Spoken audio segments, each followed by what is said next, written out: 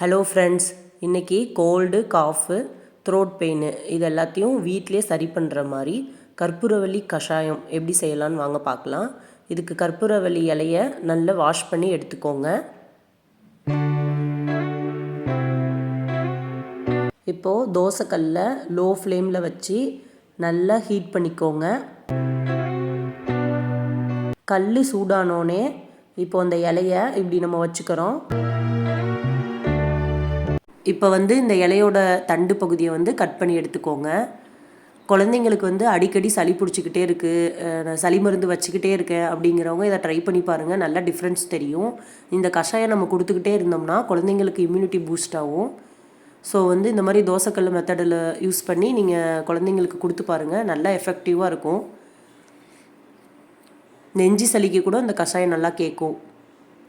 இப்போ இலையை நல்லா 2 சைடும் திருப்பி போட்டுக்கணும். 1 வயசான குழந்தைங்களுக்கு 2லேருந்து 3 ஸ்பூன் கொடுக்கலாம். ஒரு நாளைக்கு காலையில் கொஞ்சம், நைட்டு கொஞ்சம் பிரித்து கொடுத்துக்கலாம். 8 மந்த் ப்ளஸ் குழந்தைங்களுக்கு லைட்டாக கொஞ்சம் ஹாட் வாட்டர் ஆற வச்சு அந்த தண்ணி மிக்ஸ் பண்ணி கொடுக்கலாம். 1 ஸ்பூன் அந்த மாதிரி கம்மியாக கொடுத்துக்கலாம். அவ்வளோதான், இப்போ ரெடி ஆகிடுச்சு. இதிலேருந்து நம்ம இப்போ சாறு புழிஞ்சு எடுத்துக்கணும்.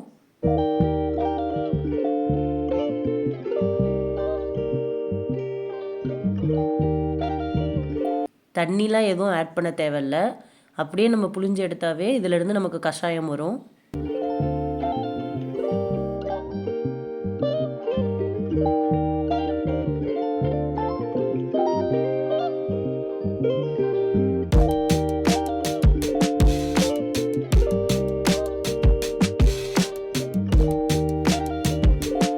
அவ்வளோதான், இப்போ நமக்கு கஷாயம் கிடச்சிருச்சு.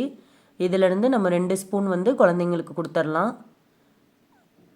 பாருங்கள், நல்லா ரெடி ஆகிடுச்சு. நெக்ஸ்ட்டு இந்த கற்பூர இலையை வச்சு பெரியவங்களுக்கு எப்படி கஷாயம் ரெடி பண்ணலான்னு பார்க்கலாம் வாங்க. அது கொஞ்சம் காரமாக இருக்கும், அதனால் குழந்தைங்களுக்கு கொடுக்க முடியாது.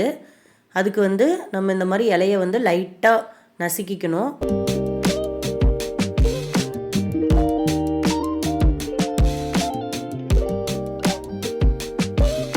இந்த இலையை எடுத்து போட்டுக்கிட்டு அது கூட கொஞ்சம் சீரகத்தூள், கொஞ்சம் பெப்பர் தூள், லைட்டாக மஞ்சத்தூள் இதெல்லாம் ஆட் பண்ணிக்கணும்.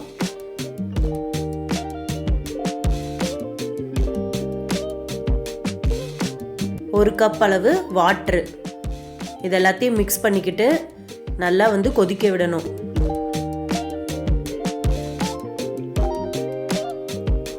ஒரு 5 to 7 மினிட்ஸ் கொதிச்சாவே போதும், நமக்கு நல்லா ரெடி ஆகிடும்.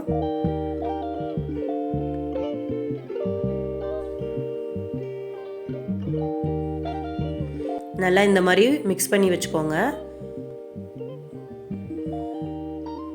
இப்போ ஓரளவு நல்லா கொதிச்சிருச்சு. அவ்வளோதான். இப்போ நம்ம ஆஃப் பண்ணிவிட்டு இதை ஒரு வடிகட்டி வச்சு ஃபில்ட்ரு பண்ணிக்கிறோம். இது நமக்கு நெஞ்சு சளி, த்ரோட் பெயின் எல்லாத்துக்குமே நல்லா எஃபெக்டிவாக இருக்கும். ஒரு 3 நாள் தொடர்ந்து இதை குடிச்சிட்டே வந்தோம்னா நமக்கு எப்படியாப்பட்ட சளியும் சரியாக போயிடும். 3 டேஸ் கண்டினியூவாக குடிச்சு பாருங்கள். கோல்டு, காஃப் எல்லாமே சரியாயிரும்.